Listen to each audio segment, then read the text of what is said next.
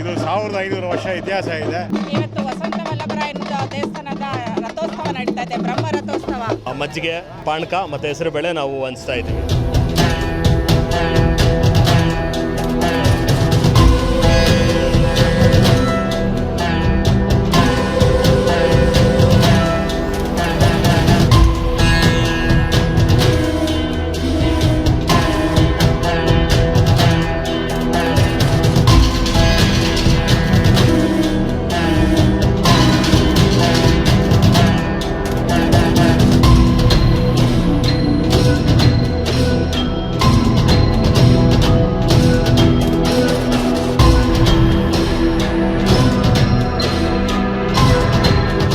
ವಲ್ಲಭರಾಯ ಸ್ವಾಮಿಯ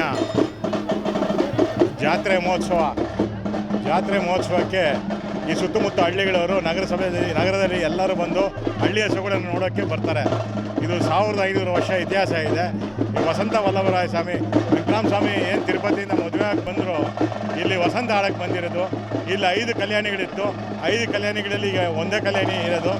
ಇನ್ನೂ ಒಂದಿದೆ, ಅದು ಇದು ಮಾಡಬೇಕು, ರಿನೋವೇಟ್ ಮಾಡಬೇಕು. ಈಗ ಎಲ್ಲರೂ ಸಹಕಾರದಿಂದ ಮಾಡ್ತಾಯಿದ್ದೀರಿ. ಇವತ್ತು ಜಾತ್ರೆ ವಿಜೃಂಭಣೆ ನಡೀತಾ ಇದೆ. ಸ್ಥಳೀಯ ಶಾಸಕರು ಬಂದಿದ್ದಾರೆ, ಕಾರ್ಪೊರೇಟರು ಬಂದಿದ್ದಾರೆ. ಕಾರ್ಪೊರೇಟರ್ ನಮ್ಮ ವೈಫು, ನಾನು ಇಲ್ಲಿ ಅಧ್ಯಕ್ಷರು, ದೇವಸ್ಥಾನ ಅಧ್ಯಕ್ಷರು. ಇವತ್ತು ವಸಂತ ವಲ್ಲಭರಾಯ ದೇವಸ್ಥಾನದ ರಥೋತ್ಸವ ನಡೀತಾ ಇದೆ, ಬ್ರಹ್ಮ ರಥೋತ್ಸವ. ವಿಜೃಂಭಣೆಯಿಂದ ನಡೆಯುತ್ತೆ. ವರ್ಷನೂ ಇದು ಒಂದು ಐತಿಹಾಸ ಇರೋವಂಥ ಒಂದು ಕ್ಷೇತ್ರ ಆಗಿದೆ. ಇಲ್ಲಿ ಕಲ್ಯಾಣಿ ಕೂಡ ನೋಡ್ಬೋದು ನೀವು. ಯಾವುದೇ ಬೆಂಗಳೂರು ಸಿಟಿಯಲ್ಲಿ ಎಲ್ಲೂ ನಿಮಗೆ ಕಲ್ಯಾಣಿ ಕಾಣಲ್ಲ. ಈಗ ಕಲ್ಯಾಣಿ ಕೂಡ ಆಗಿದೆ. ಮತ್ತು ಇನ್ನೊಂದು ಕಲ್ಯಾಣಿ ಆಗಬೇಕಾಗಿದೆ. ಹಿಂದೆಗಡೆ ಒಂದು ಗುಹೆ ಏನಿದೆ, ಅಲ್ಲಿ ಒಂದು ಚಕ್ರತೀರ್ಥ ಅಂತ ಒಂದು ಕಲ್ಯಾಣಿ ಇದೆ. ಮುಂದಿನ ದಿನಗಳಲ್ಲಿ ಅದನ್ನು ಕೂಡ ಮಾಡಬೇಕು ಅನ್ನೋ ಒಂದು ಇದಿದೆ. ಆದರೂ ಜನ ಇವತ್ತೊಂದು ದಿವಸ ವಸಂತ ವಲ್ಲಭರಾಯ ಅಂದ್ರೇ ಏನೋ ಒಂದು ಹಳೆ ಪುರಾತನ ಕಾಲದ ದೇವಸ್ಥಾನದ ಒಂದು ಇದು ಶಕ್ತಿ ಇದೆ ಅಂತಲೇ ಹೇಳ್ಬೋದು. ನಿಜಕ್ಕೂ ಆ ಭಗವಂತ ಎಲ್ಲರಿಗೂ ಅವರ ಆಸೆಗಳನ್ನೆಲ್ಲ ಈಡೇರಿಸಲಿ ಅಂತ ಹೇಳ್ತಾ ಎಲ್ಲರಿಗೂ ಬಂದಂಥ ಭಕ್ತಾದಿಗಳು ನಾನು ಹೃದಯಪೂರ್ವಕವಾಗಿ ವಂದಿಸ್ತೀನಿ. ಇದು ನಮ್ಮ ಕುಟುಂಬದಲ್ಲಿ ಒಂದು 65 ವರ್ಷದಿಂದ ನಾವು ನಡ್ಸ್ಕೊಂಡು ಬರ್ತಾ ಇದ್ದೀವಿ. ಪ್ರತಿ ವರ್ಷವೂ ಮಜ್ಜಿಗೆ, ಪಾನಕ ಮತ್ತು ಹೆಸರು ಬೇಳೆ ನಾವು ಹಂಚ್ತಾ ಇದ್ದೀವಿ. ವಿಶೇಷತೆ ಇಲ್ಲ, ವಲ್ಲಭರಾಯ ಸ್ವಾಮಿ ನಾವು ಪ್ರತಿ ವರ್ಷವೂ ಮಾಡ್ಕೊಂಬರ್ತಾ ಇದ್ದೀವಿ. ನಾವು ಇಲ್ಲಿ ದೊಡ್ಡ ಕಲ್ಸಂದ್ರ ಗ್ರಾಮದಿಂದ. ಹೌದು, ನಮ್ಮ ತಾತ ಅವರಿಂದ, ನಮ್ಮ ಗ್ರ್ಯಾಂಡ್ ಫಾದರಿಂದ ಮಾಡ್ಕೊಂಬರ್ತಾ ಇದ್ದೀವಿ. ಅದನ್ನ ಕಂಟಿನ್ಯೂ ಮಾಡ್ಕೊಂಡು ಹೋಗ್ತಾ ಇದ್ದೀವಿ. ಇದೇ ಥರ ನಾವು ಇಲ್ಲ, ನಾವು ಪ್ರತಿ ವರ್ಷ ಇದೇ ಥರನೇ ಕಂಟಿನ್ಯೂ ಗಾಡಿಯಲ್ಲೇ ಮಾಡ್ಕೊಂಬರ್ತಾ ಇದ್ದೀವಿ. ಮನೆಯಿಂದ ಮಾಡ್ಕೊಂಬಂದು ಇಲ್ಲಿ ಡಿಸ್ಪ್ಯಾಚ್ ಮಾಡ್ತೀವಿ.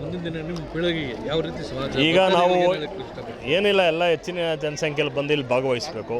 ಯಾಕಂದರೆ ಇದು ವಸಂತಪುರ ವಲ್ಲಭರಾಯ ಸ್ವಾಮಿ ಈಕ್ವಲ್ ಟು ತಿರುಪತಿಲಿ ಏನು ಸ್ಟ್ಯಾಚ್ಯೂ ಇದೆ, ಸೇಮ್ ಅದೇ ಥರ ಇಲ್ಲಿ ಸ್ಟ್ಯಾಚ್ಯೂ ಇದೆ. ಬಟ್ ಏನಂದರೆ ಪಬ್ಲಿಕ್ಸಿಟಿ ಆಗ್ತಾಯಿಲ್ಲ. ಇದೊಂದು ಸ್ವಲ್ಪ ಪಬ್ಲಿಕ್ಸಿಟಿ ಕೊಡಬೇಕು. ಸೊ ನಿಮ್ಮ ಮುಂದಿನ ಜನ್ಮಾನದಲ್ಲಿ ಜನಗಳೇ ಆಗಲಿ ಭಕ್ತಾದಿಗಳೇ ಆಗಲಿ ಇದನ್ನು ಹಂಚುವುದ್ರ ಮುಖಾಂತರವಾಗಿ ನಿಮ್ಮ ಕುಟುಂಬಕ್ಕೆ ಯಾವ ರೀತಿ ಸಂದೇಶ ಏನಿಲ್ಲ. ನಾವು ಇರೋ ತನಕ, ನೆಕ್ಸ್ಟ್ ಜನ್ರೇಷನ್ ಇರೋ ತನಕ ಇದು ಕೆಲಸ ಮಾಡ್ಕೊಂಡು ಬರ್ತಾನೆ ಇರ್ತೀವಿ. ಭಗವಂತ ಎಲ್ಲಿ ತನಕ ನಮಗೆ ಈ ಇಚ್ಛಾಶಕ್ತಿ ಕೊಡ್ತಾನೆ ಅಲ್ಲಿ ತನಕ ನಾವು ಮಾಡ್ಕೊಂಡು ಬರ್ತಾ ಇರ್ತೀವಿ. ಶ್ರೀಧರ್ ಅಂತೇಳಿ. ನಮ್ಮದು ಬಿಸ್ನೆಸ್ ಇದೆ.